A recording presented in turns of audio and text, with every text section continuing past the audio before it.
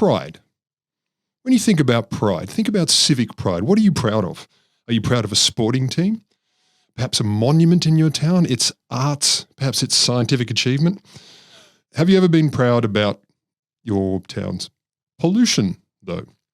I can't say that I have, but stick with me, or rather stick with us both, and you'll hear more about that. So what about the notion of large and terrifying events? Have you ever thought about that? This does come together eventually. Biblical events, they've been described as. So when you hear biblical events, what do you think? You think plague of frogs, God coming down, striking all the unworthy, etc., etc. But how common is a biblical event, and how big does it have to be biblical? For example, if a river catches fire, would you call that a biblical event? Some people did. And it happened quite regularly, particularly in the 1800s and indeed the 20th century in America.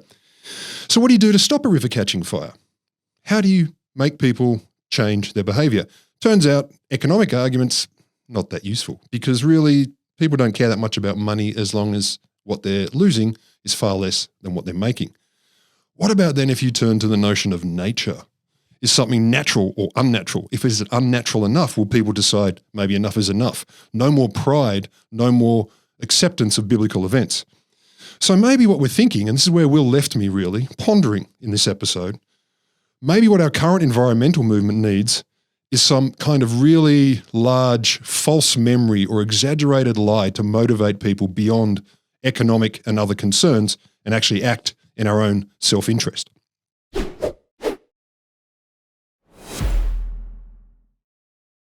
The standard story is that it was an almost biblical event, a bolt from the blue, upsetting of the natural order of things. The birth of Jesus?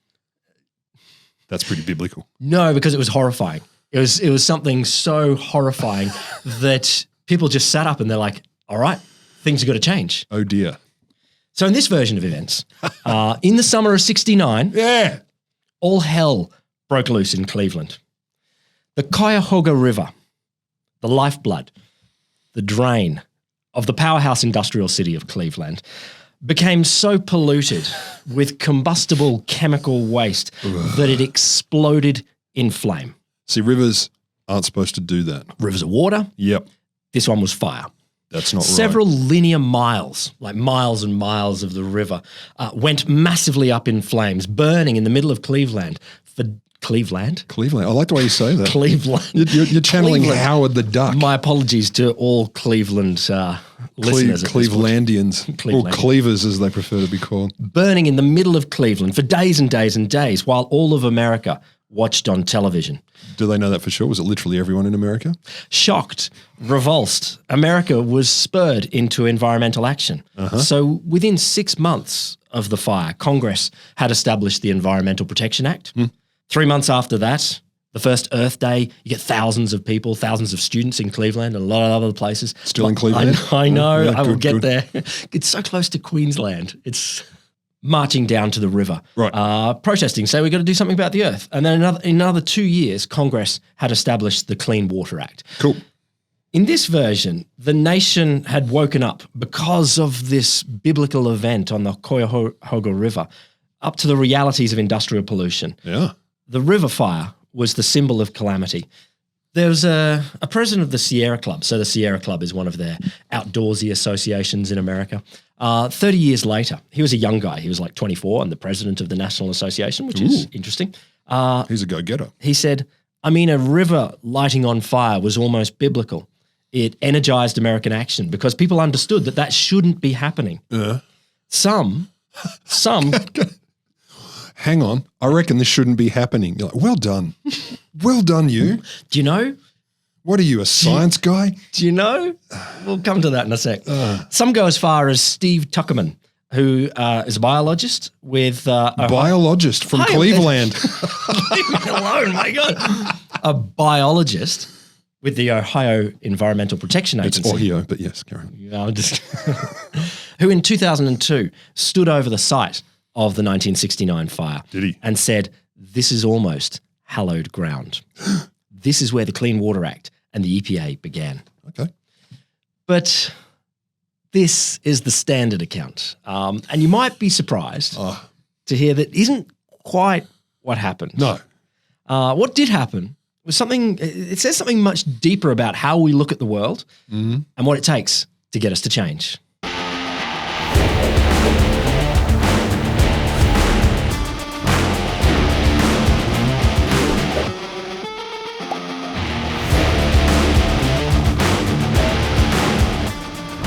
Welcome to The Wholesome Show. The podcast that stares at, that comes from the burning hole of science. The Wholesome Show is me, Will Grant. And me, Rod EPA Lamberts, because that's actually my 3 middle initials. That's nice. Yeah. It stands for Evan Praetorian Armpit. Keep it with EPA. I like it. Just EPA. It sounds more distinguished. Everyone should be their own little environmental protection agency. So that is the standard story. That there was a terrible fire on a river and then suddenly everyone turned around and there was the environmental protection agency. Are you going to shatter these illusions? No. Okay, good. I'm going to flesh them out. Because the standard story is fascinating, but actually what really happened is deeper still. So just a quick note on sources on this. I'm drawing in particular from David and Richard Stradlings. The article says David Stradling and Richard Stradling. I assume they're brothers, so I'm calling them David and Richard Stradlings. Could be, yes. Perceptions of the Burning River, Deindustrialization, and Cleveland's Cuyahoga River in the journal Environmental History. But there's a bunch of others as well. That was pretty much just Cleveland then. You were close. I was close. You were very close. I'm getting there. Congratulations.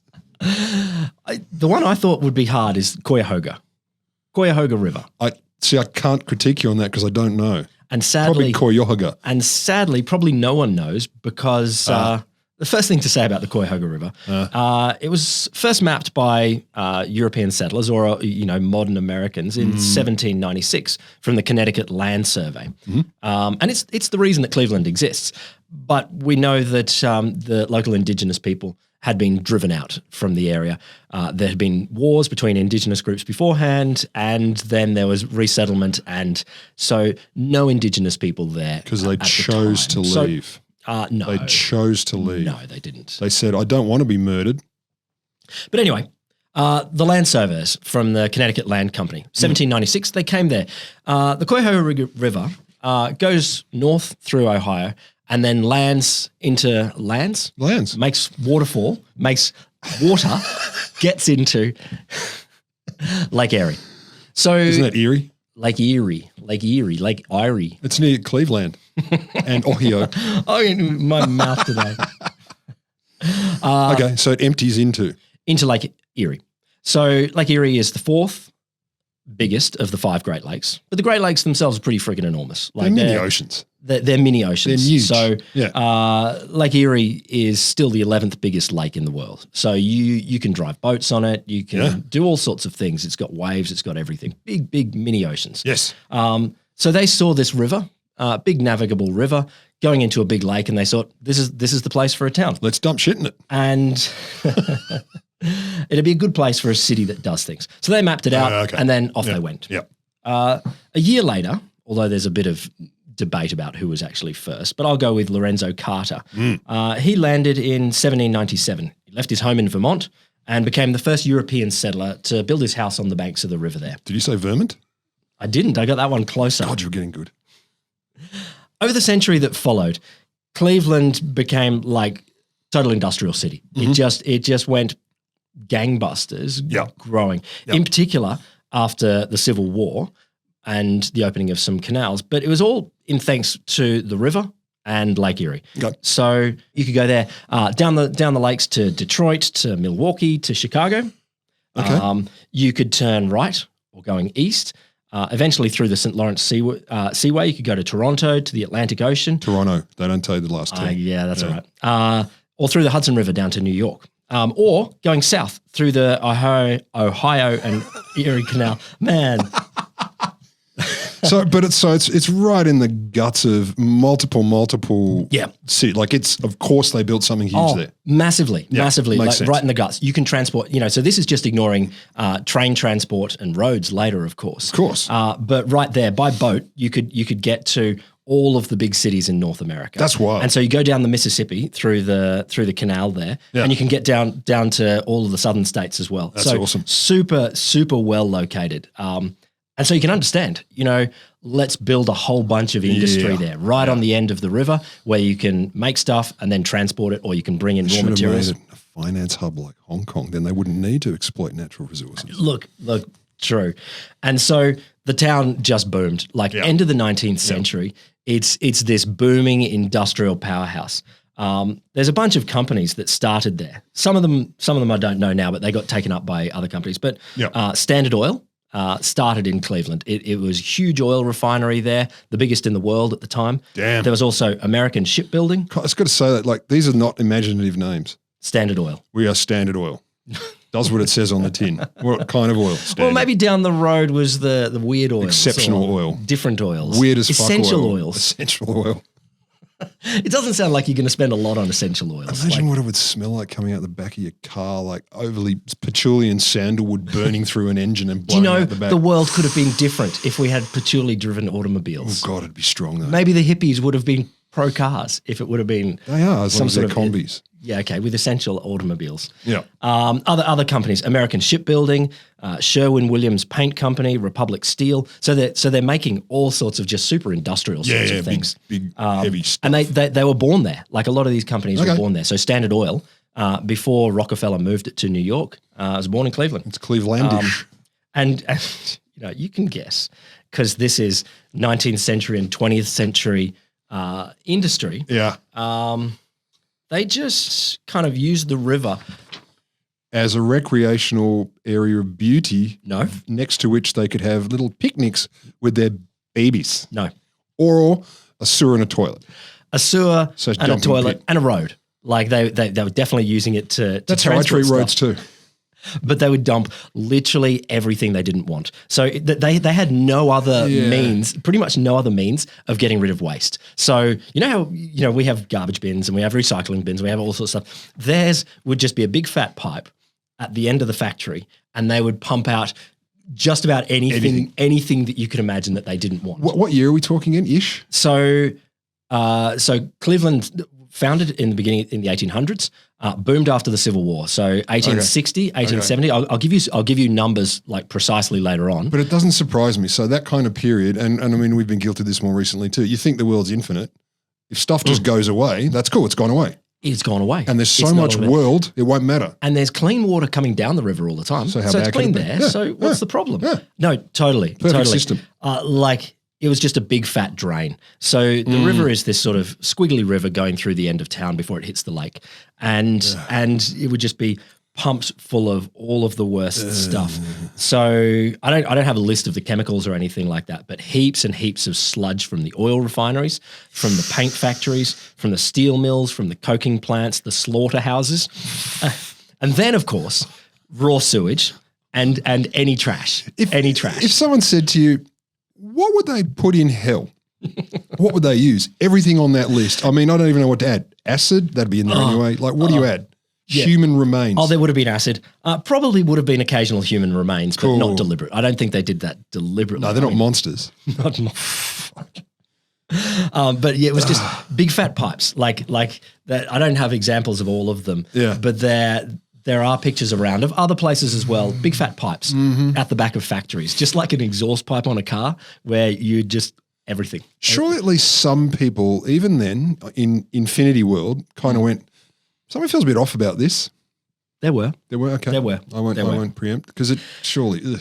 So, as some people have said, by the 1870s, the river had served as an open sewer and dump site for long enough that it was already threatening the water supply. By the 1870s. Yeah, by the 1870s. By the 1870s, people are like, ooh, this is kind of gross. And they're not getting their water from the river. They're getting their water from the lake, which is a freshwater lake. But because they're dumping so much stuff into and they're like, it's getting a bit gross. The water's a little bit gross. So how bad did it get? The water was nearly always covered in oil slicks all over the place, often inches thick. Nope. So you just see oil slicks all over the place. Nope. See, that to me is a red flag. In fact, that's every red flag. That's a whole bunch of red flags sewn together and thrown across a landscape. But don't you want other stuff as well? Yes, I do. I'm not satisfied with just an oil slick. It would bubble like a deadly, like a witch's stew or something like that. So there's like methanes and things. Yes. Get trapped gases underneath from decaying sorts of things. Yellowish black. Oh, so the oil slick would hold it back a little so it could go. Yep. Yes. Fabulous. Yellowish black rings of oil circled on its surface like grease in a soup. The water was yellowish, thick, full of clay, stinking of oil and sewage. Here's another description. I mean, the colours seem to change. Depends on the paint factory, maybe. I don't know. Oh, that's a bit of fun. Chocolate brown, oily, bubbling with subsurface gases. It oozes rather than flows. Piles of rotting wood were heaped on either bank of the river, and it was all dirty and neglected. Rats would float by, their corpses so bloated. Oh, dead. They were dead rats. Not enjoying themselves. This is sweet. No. Okay. There is nothing living in this river. Nothing is living in here. In the 1870s already. Yep. Rats would float by, their corpses so bloated they were practically the size of dogs. Eventually, now this is an area of the world where in winter gets super cold, rivers freeze over. Cool. This river couldn't freeze over because there wasn't enough water in there. The viscosity, like the freezing point moved. The freezing point moved. It became not mostly water. It became mostly other. And so when does oil freeze? Colder than water. I think definitely so. colder than water. I think so. Fuck. So the river is antifreeze. And of course, Sweet. Of course, In summer, it must have been awesome then. people were disgusted at this thing. Yeah. Like they looked at it and they were like, "Oh, that is gross." I mean, you've always, have you ever been like down a storm drain or something like that and you see it and you think, "Oh, there's some sludge coming through. I don't know what that is. That's not nice." Have I? Yeah.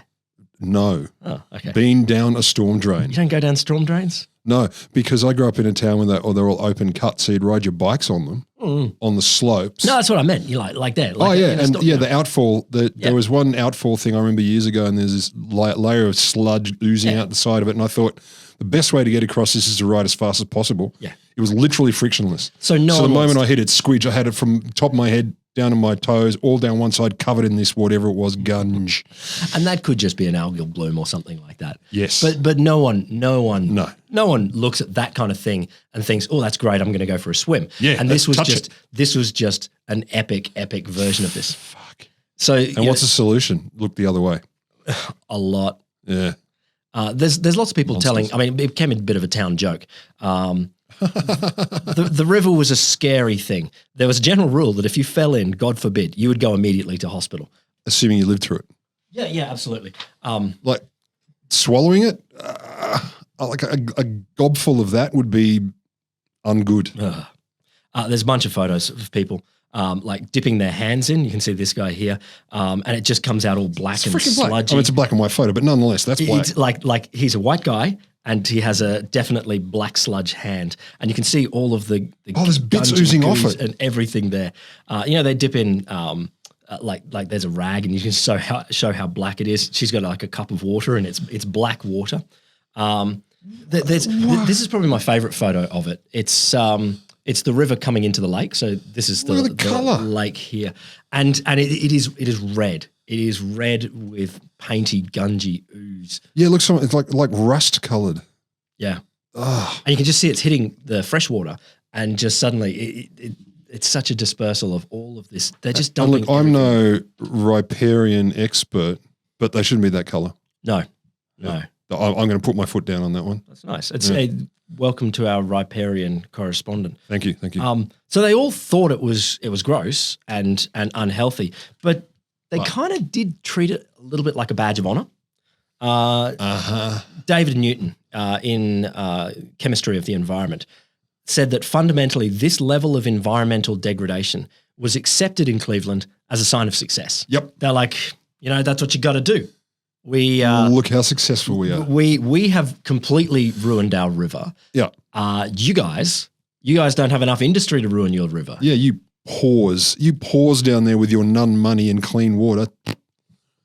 So, but I get that. They knew it was gross, but they did take it a bit of a badge I get of it pride. though. Like when I'm at the airport, and that waft of avgas, I'm like, that's progress, man. Oh, totally. That's progress.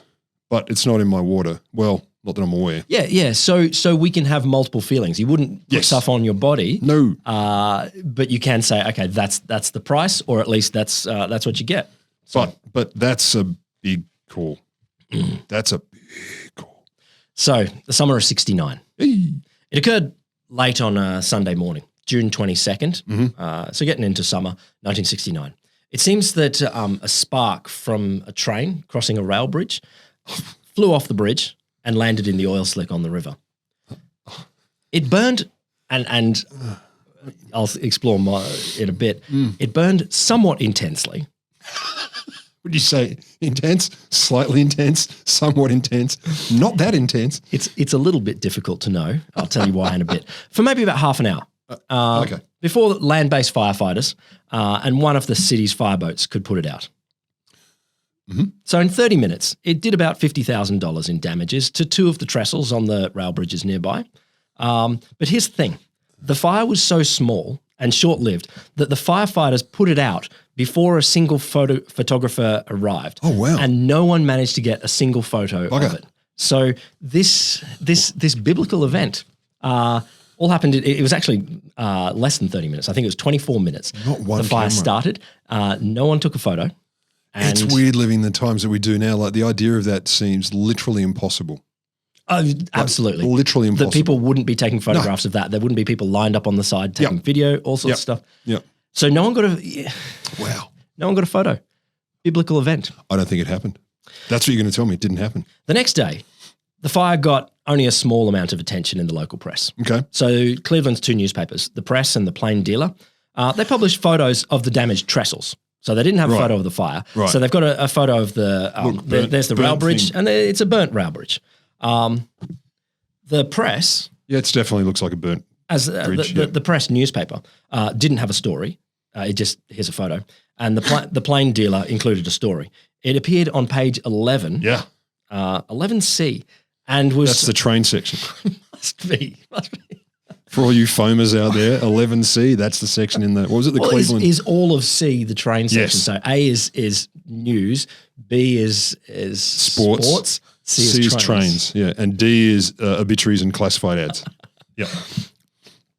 and was so this is the Stradlings article, Yeah. so clumsily handled that it contained 2 typos in Cool. the lead paragraph. So this is the environmental September 11, and it's like under the headline, oil slick fire damages 2 river spans. The article began, and burning oil slick floating on Cuyahoga River And burning, okay. and burning, It yeah, so- starts straight up. caused $50,000 damage to 2 key railroad trestles at the foot of Campbell Road Hill, southeast, about noon yesterday, closing 1 to traffic. Closing 1 to traffic. And that was it.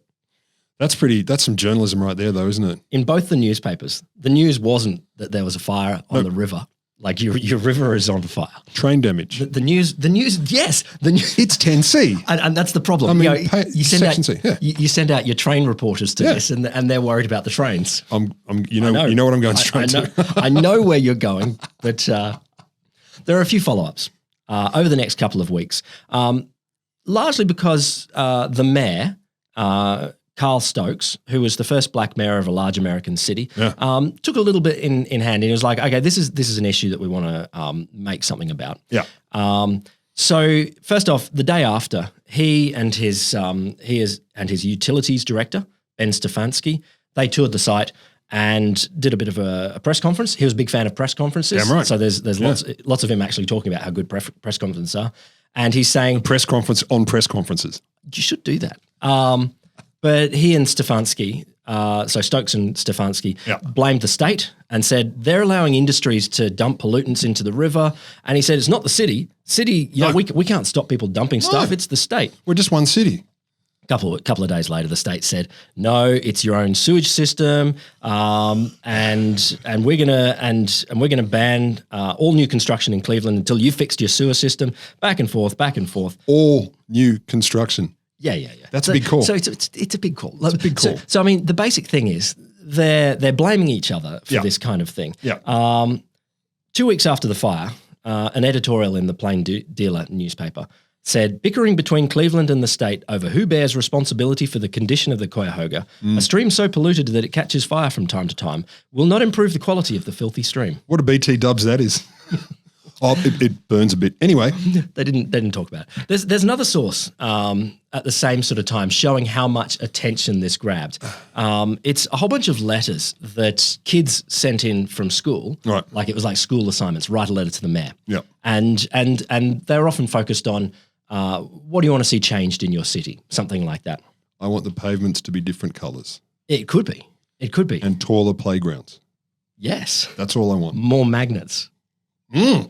all throughout the city. Everywhere. I don't care where, as long as there's lots. So finally, that's every time I turn around, I want to be able to pick up a magnet. I love that. So I actually think this is an awesome archive to go and look through. Yeah. I only got the reporting on the archive, but it was hundreds of kids' letters written to the mayor in the next couple of months. Right. The vast majority, tellingly few of the letters mention the Cuyahoga River. The children, and probably their teachers too, they were concerned about air pollution. Yeah. So they said, there's soot falling on the snow or a brown cloud that hangs over the city. God. A few letters did discuss water pollution, but they focused on the lake. And they were saying, the fish are getting killed. There's foul odors. Beaches that we care about, their kids, are getting closed to swimming, boating, those kinds of things. Yeah. When they did talk about the river, none of them mentioned the fire. And most just looked at the Cuyahoga as a culprit. So, like, it's to blame. That stinky river is ruining our beautiful lake. Stupid, dumb river. So it's kind of weird. I'm not surprised, though, the focus on air pollution, because that time, the 70s in America, that's when they went, catalytic converters and all that sort of stuff. Like, they went nuts about air pollution. Well, in particular, it seems to me. So yes, there is definitely a movement towards that. So this is the interesting thing to me in this whole story is our ability to recognize shit in the environment. Like it takes us time to be able to go, that's something that shouldn't happen. When I pull my hand out of the river and it's black, that doesn't happen in all rivers. Weird. I suppose if that's the only river you ever knew, I mean. So that's the question that I've got. Why this biblical event, that, as people have said, transformed the American environment movement, would be so ignored in the first few weeks after it happened. Interesting. So here's the thing. Yeah. The 1969 fire, well, I've given it a date. It was far from unique. Of course. I said it before. The newspaper hinted it in their editorial. The 1969 fire, it was just something that the river did from time to time. And in fact, it's just its personality. It's a quirky little watercourse. People of Cleveland don't even know how many times it caught fire. In looking through this, I found there's a bunch of different sources on this and different ways of collecting the material. So there's newspaper articles. Firefighting records are super patchy. I can understand why.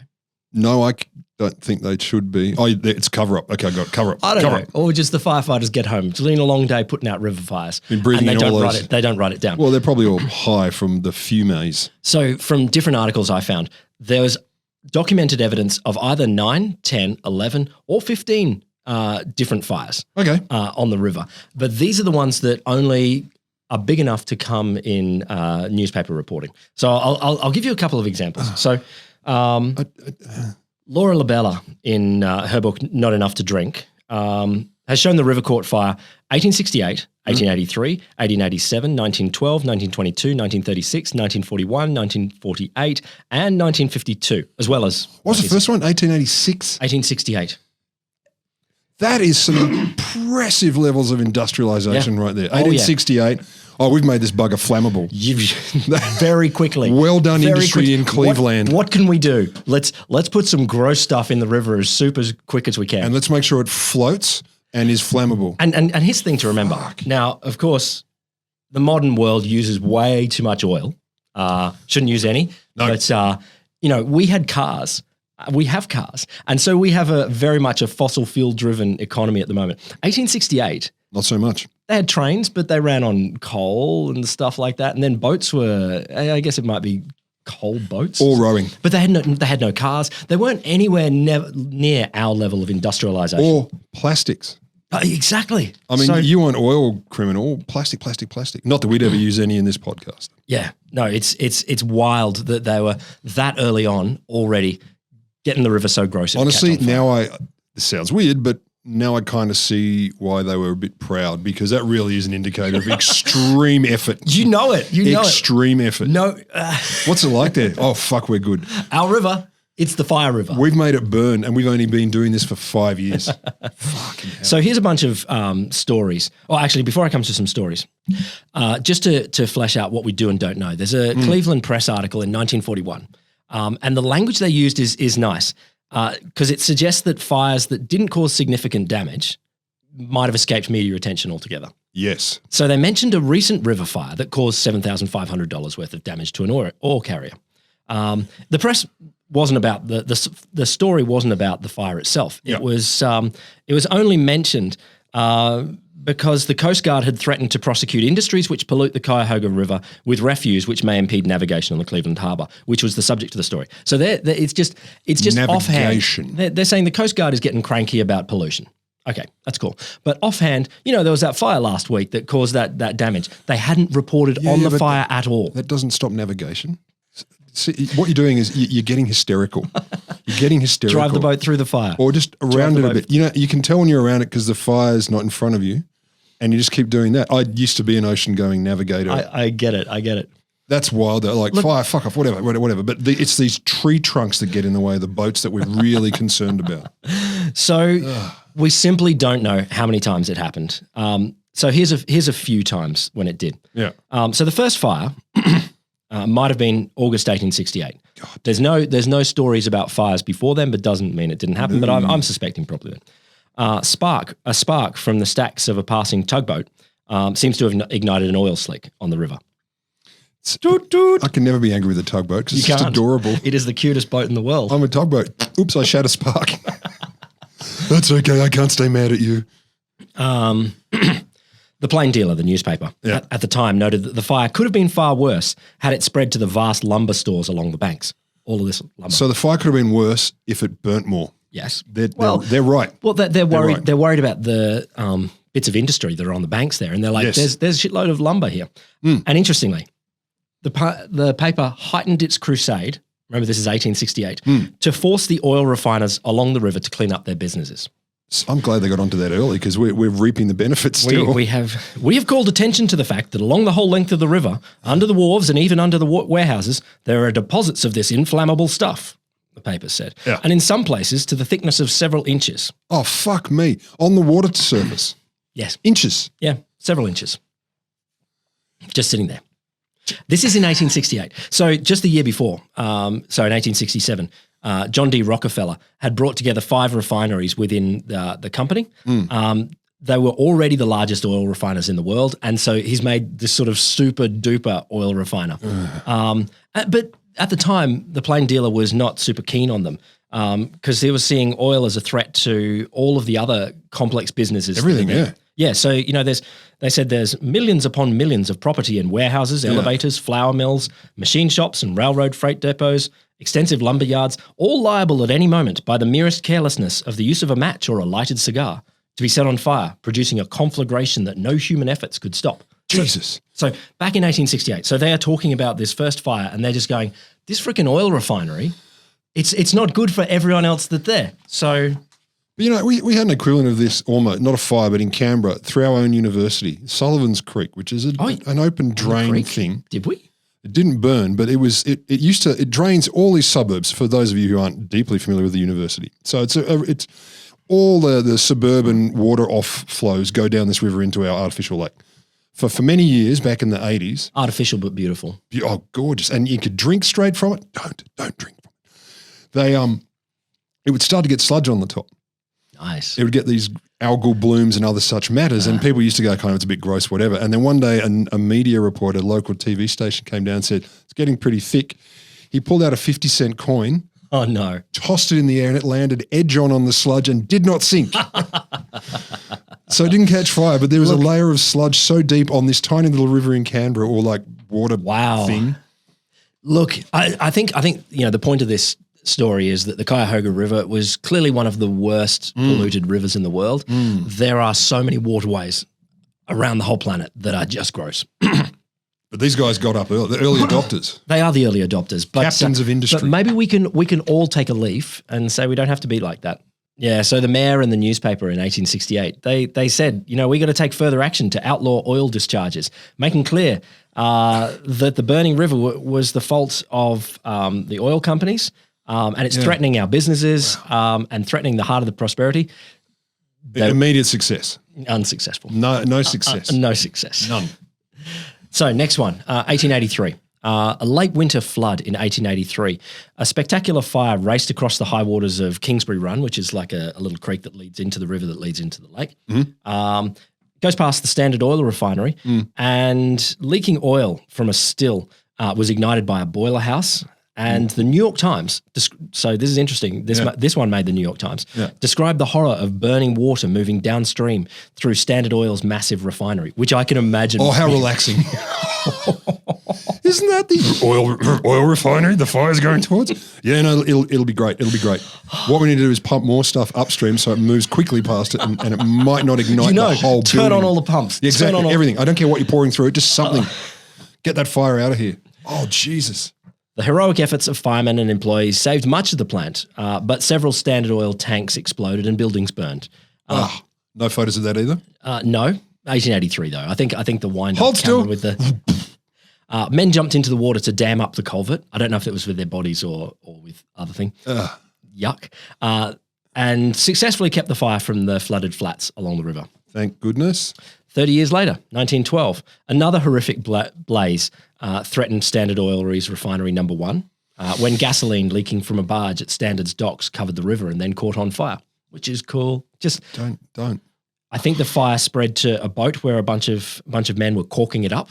You know what caulking is. Yeah. And caught on fire. The stuff they're caulking with probably was a little bit on the burny side as well, or burnable. Probably. Yeah. Without warning, the plain dealer said, a shriveling blast of blue flame from the water beneath the boat they were working on wrapped the dry dock in fire. Fuck. The extent of the fire destroyed 5 tugs, a yacht, 3 dry docks, heightened fears about the river as a fire hazard. Really? So, hang on. Now I'm nervous. What the fuck? The Cleveland Press at the time reported one tugboat captain as saying, "We don't know at what moment the river is going to blaze up and destroy us." How was your day at work? Pretty stressful. Same as yesterday. Probably tomorrow as well. That's wild. So they were describing the river, like the newspaper had an editorial at the time where the headline was "The Menace of the River," where they just described the evil river as a totally threatening thing that naughty river they had to work on. How dare you, river? 1936, long feared river peril had arrived one more time. Another oil fire burned away the wooden piers of a railroad bridge. One worker who was operating a torch that ignited the oil was treated for minor burns. Although the fire temporarily closed the railway line, the greatest consequence of the fire, as the press reported, is in its practical demonstration that the river will burn. Oh, how lucky. I mean, the lack of deaths so far is remarkable. Look, yeah. I mean, there was those 5 guys. It doesn't seem to be in a lot of people. Those 5 and not many more. But, like old school tunneling and stuff, they used to measure the success in deaths per tunnel mile. So what, this is like deaths per river ignition. Probably. It's not so bad. At the time in 1936, the fire chief, James Granger, said, we've got to get our fireboat back again. We had 5 fireboats that were going up and down the river, but the last one had been decommissioned in 1932. The last one? Yes. We don't have one. They don't have any more fireboats, which is a strange thing. I don't know how many cities, countries, places around the world have fire trucks that are boats because your river explodes in flame so much. It's not for things on the river. It's for the river itself. What you need is a big kind of non-flammable tarp to fling over it. It's weird to think what you need here because, our modern brains allow us to see things a little bit differently, but back then, they couldn't think what you might do that would stop this terrible river just bursting into flames. Well, you get angry with the river. Definitely have a stern word with it. The 1948 fire. This one was interesting. The headline opened with, "Industry in the Cuyahoga River Valley is constantly menaced by fires." So a Saturday night blaze had caused $100,000 in damage.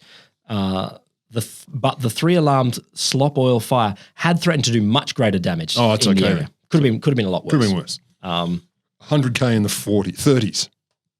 The Plain Dealer ran a front page banner where it said "River Oil Fire Perils Clark Bridge" and reported that more than 30 hoses had been trained on the fire before it was extinguished. By then, a bridge had been buckled and burnt through a bunch of electrical cables, knocking out power in the neighborhood.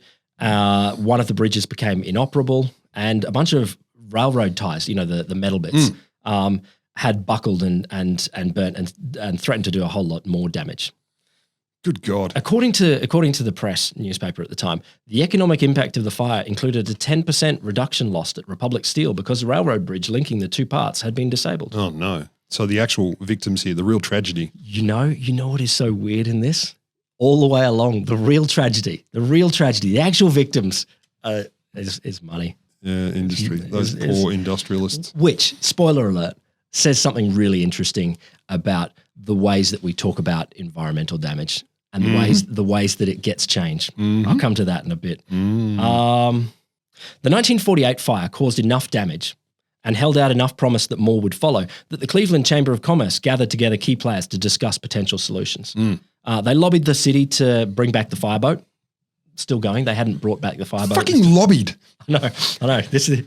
What should we do? I don't know. Oh, let those lunatics in who want a fireboat. I don't know what that's for. Maybe we could have a fireboat again. Hey, guys. No, you need to present a stronger case to me. Lobbying. The group hoped to persuade Clevelanders who worked with flammable liquids not to dispose of them in a way that might take them to the river. So if you wouldn't mind, when you're disposing of these liquids, could you pour them, I don't know, on the veggie gardens or those playgrounds over there? Anywhere. Because they don't leach into the river.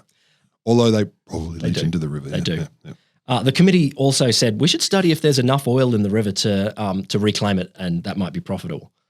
See, now you're thinking. That is nimbility. Dexterous brains at work. The fire's actually got a lot worse at this point. So cool. I don't know if this is a combination of reporting, like the reporting got better in this era, or the city peaked, or it peaked in the number of fires. It's hard to tell. Yep. But there was a 48 fire. Another railroad trestle was destroyed in June 1949.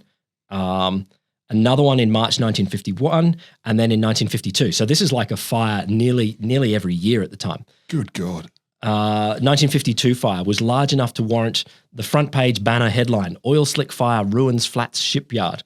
Destroyed. Not a single headline says, this is bad, something should be done. It's all about the wicked river and stuff. No, but they are, there's people like the people early on saying, hey, that oil guy shouldn't pump his oil into there. I'm not hearing any headlines that say. But the river is the baddie. Every time. That's some wild framing. Yeah. God damn. The 1952 fire destroyed 3 tugs and dry docks, damaged a bridge, and came, again, perilously close to the oil refinery. But so clearly these were just costs of doing business and completely absorbable into the amount of mega profits they were making. Otherwise, industry would have done something. It wasn't worth their while to. It seems like it. Yeah, it seems like it that $100,000 in damage, it doesn't seem to be cost of doing business, like a drug cartel dealing with the CIA or whatever it is. It's just cost of doing business. Yep, it's a business expense. 100%. Fuck. And this is the fascinating thing. All of the framing all the way along. Yeah. And this is what blows my mind in the way that we think about environmental problems. Yeah. It was economic. So in the 1969 fire and all the way back, when they get attention, it's because they cost more money. Yeah. So the ones that get the biggest attention, yes, there was those few guys that died. That got attention. But the other ones, it's all about how much is the economic damage. Is this bridge going to cause problems for moving our goods around? $100,000 of damage, $50,000 of damage. Yeah. It's just so weird. Like any fires, it was pretty much the scale of the damage in economic terms is what mattered. Well, honestly, this sounds callous, but it's a bummer more lives weren't lost. Yeah, maybe. So to speak. Yeah. You know what I mean. I do know what you mean. There's this great headline in one of the papers that said, the headline was "Danger in the Heart of Cleveland." Somebody had better get busy. The oil slick menace is bound to affect fire insurance rates. Vessel owners are not going to use the river for winter mooring if they feel that ships would not be safe there. Yes. That would be an economic loss. So all the way out, even to the 1969 fire, Lewis Stokes, who was the brother of the mayor, he was a congressman. Yep. He said, look, this has caused almost $100,000 in damage in Congress. So and won't someone think of the insurance companies? I sit up at night worrying about them. And this is the thing, we are still, this is presented, this biblical event, as a river being on fire, something so unnatural, something so wrong that people just go, oh, of course we can't do that. What changed in the 1969 fire? So straddling, that article I've been drawing from, they reckon it's there's a cause, but you can tell the story of how things changed. The story changed in August the 1st, 1969. So it's about 6 weeks later, right, when Time magazine came out with a pretty gangbuster edition. Okay. So front page of it. River on fire. No. This is a tiny story in the Time magazine. It's just the fact that it was a big edition of the magazine. On the front page was Teddy Kennedy, the the days or weeks after he'd accidentally killed a girl when he was driving home drunk from a party. And we've all been there, though. I mean, you off a bridge. Get out of here, you scamp. Chappaquiddick. Yeah. So that was super juicy. Yeah. It was also just 2 weeks after the moon landing. And Time had some exclusive interviews. I don't know if they were exclusive with the astronauts. What was it like? All of this kind of stuff. So it was a huge addition. People are like, I've seen that one. It starts space, huh? Yeah, exactly. What was it like? Great interview. And so people are like, this is the edition to read. It's got some juicy stuff. Right. And then buried in there somewhere, what page I don't know, there was an article titled "Cities: The Price of Optimism." And it was unbylined, pretty small article, but it said there's a bunch of urban waterways that aren't doing very well, but the Cuyahoga is doing bad. Some river, the essay exclaimed, chocolate brown, oily, bubbling with subsurface gases. It oozes rather than flows. It repeated the joke about how people who fall in the river decay rather than drown. That's a good one. It's true. And then it told the story of the fire. A few weeks ago, the oil-slicked river burst into flames and burned with such intensity that 2 railroad bridges spanning it were nearly destroyed. Yeah. Now, that might not have had a lot of influence, but they added a photo. Now, remember, there weren't any photos of this fire because no one arrived there on time, but they grabbed a photo from the 1952 fire where this tugboat was sailing. It was caught sailing, and it's a beautiful-looking tugboat. Isn't it? Cute-looking tugboat. If I was going to have a tugboat, it's that one. And it looks unnatural. Yeah. The fact that there is a whole bunch of flames, the river's on fire, tugboat's sailing towards it by accident, and the people are trying to put this out. And so they added that and didn't say – I think that their caption was nice and ambiguous. Yeah. The river on fire. Well, that's not untrue. And then suddenly it started to develop a bit of momentum. It suggested very much that the river had just – the pollution had got so bad the river had just burst into flames. And that's what people began to believe. So soon after, National Geographic did an article, and this is 1970 now, an article called Our Ecological Crisis. 1970. I thought they only did pictures of tribal folk without shirts on in that era. I think and. You know, it was renowned. It was the porn of the 50s. It was schoolboy porn. I get That's hilarious. And so they covered it, Our Ecological Crisis, and they had pictures of the Cuyahoga again. Yeah. And then people start developing this momentum.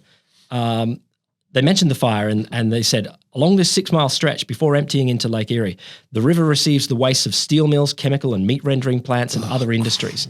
And it encouraged more and more people to start talking about this. And people started thinking, hang on, what's going on that this river would catch on fire? There we go. And the Cuyahoga at this point started to take on this symbolic role as like symbolizing for the calamity of industrialization and the environmental crisis. And it gets mentioned more and more and more and picks up more of this steam. And the interesting thing, and this is, I'll tell you about this cool effect. It took on, as Straddling note, a mythic status. Yeah. And the errors of fact got all over the place. Cool. So it started with obviously Time magazine. They just grabbed a photo of the river on fire, certainly, but it was from the wrong time. Yep. National Geographic got the month wrong. But that was, it was a year and a half ago, so it doesn't really matter. Who cares? Then you get a bunch of other people saying, we watched it on TV. So there was a journal that said they watched it on TV. Randy Newman wrote a song. Is the river on fire? That's roughly it. It's not a great song. No, well, they really are. But they're popular in movies. And he said, I saw the Cuyahoga River on fire on television.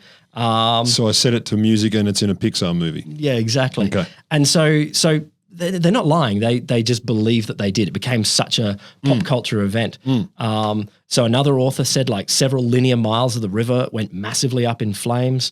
And then other people said it burned for days and days and days. All of this just wasn't true. No. But people felt, and this is what Straddlings say, people felt it's such a biblical event, or it's become this for us now, that it must have been this big. Yeah. It just wasn't that true.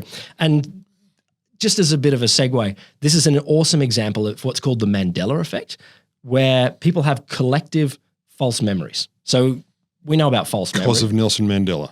No, he's the clearest big example where people did this first. Right. A lot of people thought that Nelson Mandela had died in jail in the late 80s. So heaps and heaps of people, I don't have this memory. So how did he become president then? It's a false memory. It never happened. Oh. So this is when the effect was first described, that a lot of people having a false memory together becomes the Mandela effect. It's usually sorts of things where it's plausible, it might be true, and people and it sort of fits a narrative. And so it's not even a memory, really, is it? It's an untrue fact, and then people think, as you say, it's plausible, so you just don't check it. You don't check it, but they create this sort of, like in the Mandela one, there's people that say, no, I remember the TV. I remember it happening. I remember. The embellishments begin. Usually probably what that is something similar happened. Maybe a similar civil rights Are you going to say that maybe another black guy died in prison? Or, well, there certainly might have been a few in that apartheid era. One or three. Exactly. So it could have been something like that, and at the same time, Nelson Mandela might have been mentioned, and people sort of lose the exact factual together. truth. And I think the thing here with the Cuyahoga fire is people started to talk about it so much in the 70s that they thought, and they saw these photos, that they're like, oh, I must have seen that, and I must have seen that, and it becomes this sort of thing. It's the classic sort of risk perception thing. I mean, you say a river caught fire, that's catastrophic, right? The image of that is catastrophic. Yep. Therefore, it must have been huge, must have been enduring. There must have been huge amounts of damage. People must have fought it for days or weeks. Totally. Because it's just such a catastrophic idea. Particularly as it became, so quickly, and this is, Nixon's time in America. Over the next few years, it starts the Environmental Protection Agency, Clean Water Act. All of these things absolutely did come very soon after, and people cited the Cuyahoga River fire all the time. They're like, we can't have cities like that. So it did good, but it wasn't actually that event. We sort of embellished the event to make something happen. It's okay. If it was for good, you're allowed to lie. So the other question, why was the 69 fire different from 52, 41, 36, 18, whatever it was? The hippies? A little bit. So Stradling and Stradling reckon it's kind of ironic, the difference, because by then Cleveland had started to deindustrialize. So Cleveland reached its peak population sort of in the 40s and 50s and peak industrial output. And over the next, between 1952 and 1969, so those were two fires, they lost 60,000 manufacturing jobs. Oh, damn. Which is a huge number. Yeah. And you can see a similar decline in Cleveland's population. So they peaked there at 800, 900,000 in the 40s. Yeah. By 1969, they were back to 750,000. And Cleveland's population has fallen further since then. And so you can actually chart the fires as all of them increase as Cleveland's population goes up and as industry goes up. As you'd expect, yeah. But suddenly in the 50s and 60s, industry in America had changed and people were deindustrializing, cities were changing. And then with that, they started to look at the horrors of industrialization. They were no longer... Also outsourcing into other countries. Yes. Yeah, they were. Yeah. I'll come to that in a bit. They were no longer looking at industrial landscapes as, what you said before, like you're kind of proud of it. You're like, this is what it takes. Yeah, this is the stink of progress. Yeah. Exactly. They were moving on and thinking very differently. Yeah. It seems to be that when this happened, they were starting to look at rivers differently and they became horrified by this. And that's the interesting thing, that suddenly we're able to look at a new landscape and go, that's not right. But it's also in part because a whole bunch of us looked at cities in a different way, looked at how things were going at the same sort of time. So it's also not only that's not right, then the next step is, maybe we can do something about it. And that's it. That's not always the easy one, though. Suddenly. And I think the thing that blows my mind is economic framing did nothing here. No. Like they talked about the damage in economic terms for a century. Wasn't enough. Didn't do a single thing. Yep. Suddenly you get some sort of apocalyptic framing or a it's just unnatural. Like I think that's a huge part of this. Yeah. It's unnatural that a river should be on fire. And suddenly it changes. So that's convincing people of what's natural. Okay. Rivers shouldn't be on fire. So we need a few good river burnings now, because floods, natural. Fires, forest fires, natural. Well, not convincing anyone yet. There still are river burnings. So sweet. So most recently, I think in 2014, a river caught fire in China. In 2015, a river caught fire in India. So what a coincidence. Yeah, it's weird. As you said before, what a coincidence. We've outsourced all of this. Maybe we could look at all rivers in the world and say none of them should be on fire. No, because they don't touch each other. All of them. Water never touches other water. Yeah. In 2019, Cleveland celebrated 50 years without their river catching fire. Woo! And in March that year, the Ohio EPA declared that you can eat the fish that you catch from the river all good. You can eat it. So that's a great All marker good. of environmental progress. Sure. So it's a whole bunch of communities doing cleanup work, governments doing cleanup work, regulation, stopping people from just dumping shit into the river. And that was awesome. And offshoring your industries. Sadly, the run was broken. August 25th, 2020. No. Fire broke out again on the Cuyahoga River after a fuel tanker crashed and spilled its load into the river. Okay. Oh, that's different. It's a the bit same, different. but it's different. It's a bit different, but it's a bit sad having a 50-year run of no fires on your And river. then that drunk riverboat captain slammed into a giant lump of rock and spew. The Trump administration did a lot of bad things. Really? But it's worth just pointing to a couple of things that they did and things that people of their ilk around the world want to do. Mm-hmm. Trump in 2019, the Trump administration made changes to the Clean Water Act. All positive? No. No. That strip its protections from 60% of streams in America, along with 110 million acres of wetlands. At the same time, it restricted the ability of state governments to regulate their own waters. Good. Before that, it revoked a proposed rule aimed at limiting water pollution caused by sewage treatment plants and eliminated an established rule stopping coal companies from dumping waste into water resources. B-grade movie villain shit. It just, every time I hear this, I just think, how? Actually out loud doing that. That's what we can go back to. That's what a lot of these people want. They wanted to go, why should I pay to get rid of stuff that I don't want? I just want to flood it into my big drain river there, and who cares? I'm going to open And an who oil cares? company, non-standard. So I think it's pretty important that we hold to the idea that, yes, there is actually natural and there is actually things that are unnatural. Framing things as how much it costs people, that works sometimes. Yeah. But I think there's some times where we should just say, you know what? No, rivers shouldn't be on fire. That ain't right.